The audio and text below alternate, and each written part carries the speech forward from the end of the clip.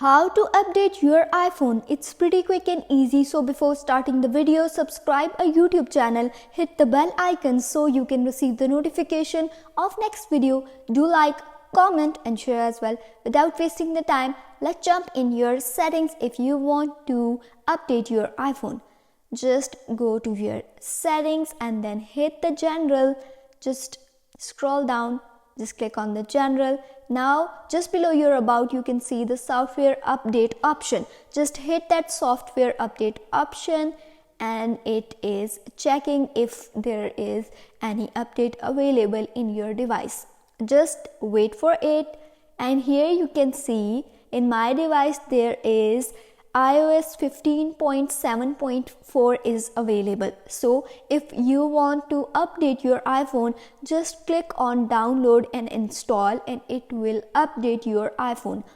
What you have to do, just enter your passcode and it will take time, and then select if you want to use your mobile data to download. Just hit that continue option. If you are using Wi-Fi, that is good. So just wait and it will update your iPhone. It will take time. Hope it helps. If you have any question, let me know in the comments below. If not, don't forget to subscribe and don't forget to like.